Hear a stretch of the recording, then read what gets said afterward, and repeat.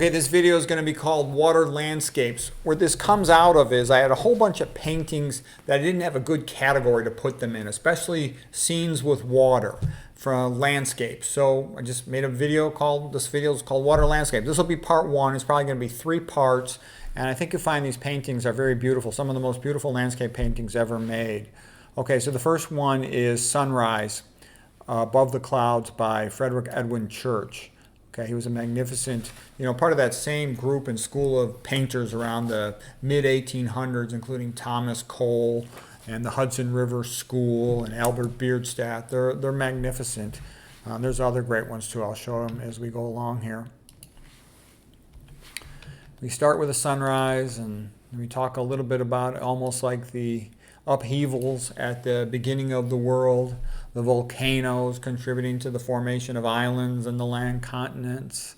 Okay, and a beautiful painting here, Cotopaxi Volcano Mountain by Frederick Edwin Church.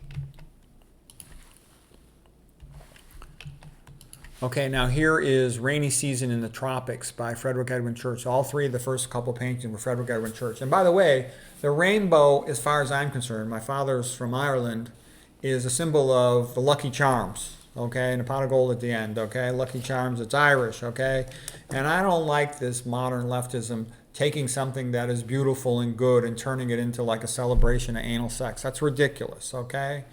All right, the rainbow sort of meant, a beautiful thing and a pot of gold at the end, and it was something upbeat, and rain brings life, okay, and Frederick Edwin Church traveled around the world to make beautiful landscape paintings. And so we don't want you taking our symbols away. You're not going to change our language and change how we talk or change how we think. Okay, so here is Heart of the Andes, again by Frederick Edwin Church.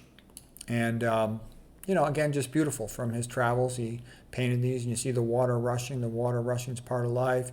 You see the Christian symbols. And by the way, every single painting was made by Christians. All this multiculturalism is BS. Christian art is magnificent. The art of all other cultures stinks in comparison. It stinks, okay? We'll make that clear. We don't apologize for Christianity. It's quite clearly superior to all other cultures, okay? There's no other culture 5% as good as Christianity at art. It's magnificent. Because Christianity shows you that you're created in the image of God and the universe is rational, you can understand it, and we can be creators too, as we are created in the image of God. Here is Mountain of the Holy Cross in the Snow by Edward Moran from 1890. You can see the sign of the cross up there. And again, it's another beautiful landscape as the river winds its way down. It makes a path. And here is the Grand Canyon of Yellowstone by Edward Moran. Again, it's just beautiful. And now here is back to Frederick Edwin Church, and it's just magnificent. This is his painting of Niagara Falls. And I went there too, and it looks just like this. It's magnificent. And mankind, when he's trying to please God and to the glory of God, he just creates one beautiful thing after another. Now just look at this painting, okay? This is an AO, academic orgasm. It's magnificent. It's beautiful. It's sublime, okay? I actually think this is the greatest landscape painting ever made. Among the Sierra Nevada Mountains by Albert Bierstadt. So Sierra means like a saw, sort of like a Spanish word. And it's just spectacular. The deer are coming up to the shoreline to get something to drink. This is like it's sunrise. I got the same painting at different times of the day. It's so magnificent. Okay, and here it is, a little later in the day. There's more sunshine beating on there. And I think we should be grateful to the men who created all these things. And we should also cut all this male-female equality BS. All of these paintings were made by men. I have spent a lot of time trying to understand art and gone through, I don't know, like 100,000 paintings. I can tell you all of the great artists are men, 100% of them. And I know women were busy taking care of their babies up until birth control, around the 1950s and later. They typically would have, 10 kids, okay? So that's going to keep you pretty busy. Not a lot of time for painting. But there's also an objective sense of contemplation that men have. A woman, since she's born, knows she's going to be having kids, since she's young, she knows she's going to be having kids, and that's going to be a major part of his life. A man has to find something to do. He doesn't have babies. And we should be honest about it, because our society is trying to always put men down and put women up on a pedestal. That was done intentionally by the left to weaken and feminize society. And so there's been all this hatred of men and all this over glorification of women. And don't get me wrong, I love women, believe me. But I don't think they should be in the same category as men when we're talking about something like painting. There simply isn't a single great female painter out of all the great painters that have ever lived. There's a couple good ones. I think Bev Doolittle is the best painter the USA has ever produced. But there aren't any great ones. I've never seen one. And it requires a lot of objective thought, and it requires a lot of time. But it's just a fact, because unless noble masculinity reasserts itself, the West is dead. Okay, the West will no longer continue to exist. It's going to be a third world, slavery center. Okay, unless noble masculinity reasserts itself. So I think the men have to do this. You have to stop with all this feminization stuff. Be proud. You should be proud. Christianity has nothing to apologize. It's the greatest thing that's ever happened to mankind. Okay, and you should be proud of it. You should know about this, and you should teach this to the younger generation. And the women should support the men. Yeah, great, they can do whatever they want, and they can also create some really good things. They've done some great things in literature here and there, but you're going to end up with noble masculinity leading, or we're going to fail. Okay, there's no such thing as a gynocracy, and it is time to admit that and make things better, because this gynocracy path is suicide. Okay. And the gynocracy is being pushed on us because the billionaire perverts know it's suicide, and that's why they want the West to collapse, okay? And you need Christians because they put what is right and what God wants of us ahead of all the petty concerns of the moment, okay? And here is sort of in the evening, the same painting. It's just magnificent, the different times of the day. Okay, here's another painting by Albert Bierstadt. You see Frederick Edwin Church at the beginning, you're like, this is magnificent. How could any artist be better? And then you see Albert Bierstadt, and you're like, oh my God, as magnificent as Frederick Edwin Church was, Bierstadt's better. He's superlative. Okay, this is Lake Tahoe, just magnificent. Every little brushstroke took a decision. The amount of skill and judgment is just off the charts. Here's Mount Corcoran by Albert Bierstadt. Again, the bear walking up to the water line. You see the melted snow working its way down the stream to the water. And here is Oxbow, Connecticut River, okay, by Thomas Cole. The water winds its path. The artist sketches it.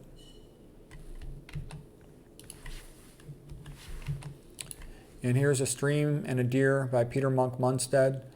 Around 1905, and it's just rather beautiful. We've all seen scenes like this when we've gone for a walk in the woods.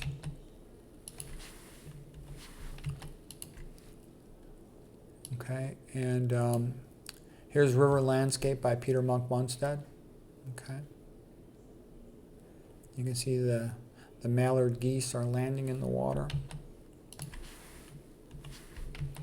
I want Western civilization to survive. I'm doing the little bit that I can by teaching people about it, because you have to know it's worth preserving. And when you see it, you will recognize that it's spectacular. And not only is it spectacular, it is by far superior to all other cultures. And Christianity is superior to all other religions.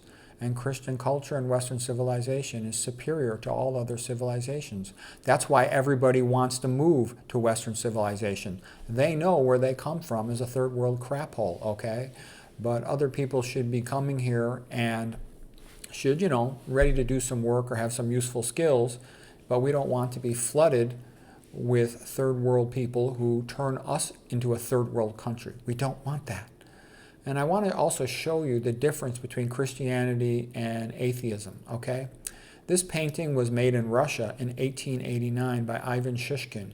It's called Morning in the Forest, and you can see sort of like the morning in the Life on Earth, and you got the big, mama bear, and you got the baby bears, and it's beautiful, okay? Their sense of curiosity and play. And the point of this painting as well is that Russia was very skilled at art and literature in the 1800s. But how come there's no good art or literature out of the 1900s, other than stuff that criticizes the place, like Gulag Archipelago and Dr. Zhivago. It's because atheism says life has no meaning. And then you have some tyrant who just beats the crap out of everybody, and nothing good happens. Everybody's just basically a slave, okay? So you need Christianity, you need capitalism, and you need the Constitution in order to have freedom. That's reality. There's no way around that. It doesn't matter what you as an individual want. That's just what happens at a societal level. And we need to acknowledge that, okay? And we also need to acknowledge we need strong, good men to lead the country if it's going to be good. Yeah, of course, women can help in their way, but in the end, you're going to need a strong, good man, okay? And we have to stop kidding ourselves that women and men are the same. They are not. They are not at all, okay? All right, here is The Monarch of the Glen by Edwin Landseer, 1851. Another magnificent painting. Okay? Women can say they're equal all they want, but the fact of the matter is they're different than men. They're much, much better with children, but they're also very emotional. To make a magnificent masterpiece of a painting, you have to remain objective for days and weeks and months on end, okay? It takes a different type of personality, okay? To be an engineer, a physicist, to run a country, okay? Like my girlfriend, you know, during her period, she's emotional, off the charts. She physically can't do anything. They got the strength of sixth grade boys. Yeah, we love them. Yeah, they're adults. Yeah, they're important to maintain society and stuff. But they are not going to run a country and stand up to the communists of the left. They're just not going to do it. You don't send a bunch of women, you know, to be on your wrestling team or your football team. In Ukraine, look what happened. All the women run, and the men are stuck there to deal with it, okay? That's reality, okay? Now here's a great bald eagle by Robert Bateman, probably the greatest painter of animals who ever lived. He's magnificent. Okay, and then here's Christ, who designed everything. There's the eagle flying high in the sky. It's a beautiful thing. It reminds me of the song Shana Golden. And he's looking at his own creation, and we look at it all in awesome wonder. And there's a great tiger, another one of the King of the Beasts. Tiger at Dawn by Robert Bateman, spectacular. I mean, these paintings, they're beyond good. They're spectacular. They're magnificent. And then man comes along onto earth, created in the image of God, okay? And man is created in the image of God, therefore he too can be a creator. We have a rational, knowable universe as written about in the Bible, so we can study it and learn it. Many other cultures, like Indian culture, they got this principle of Maya, that life is unknowable, you know, and these other things aren't even religions. Buddhism, that's not a religion. He's a guy. It's just a philosophy. Same thing with Confucianism. Shinto worships their ancestors. That's not a god. That's not a religion. That's a philosophy. Okay, a philosophy doesn't make people strong enough to stand up to money. People have to be able to say, I will do what is right, no matter what the money. And as far as I've seen, the only thing that can really be good at doing that is Christianity. Okay, I just haven't seen any other way around in modern world where people will do what is right regardless of money, unless they've got Christianity behind them. Yeah, there's individual exceptions here and there, but in the long run, that's the only thing that can unite a culture and make them stand up to it. Okay, Adam and Eve in the Garden of Eden by Jan Bruegel, Peter Paul Rubens, 1615. A nice landscape, and keep life simple.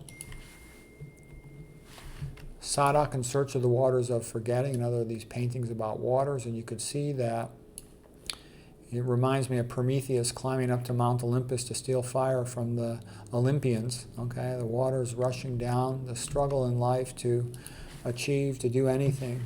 Okay, and that's the end of part one. I hope you found that helpful.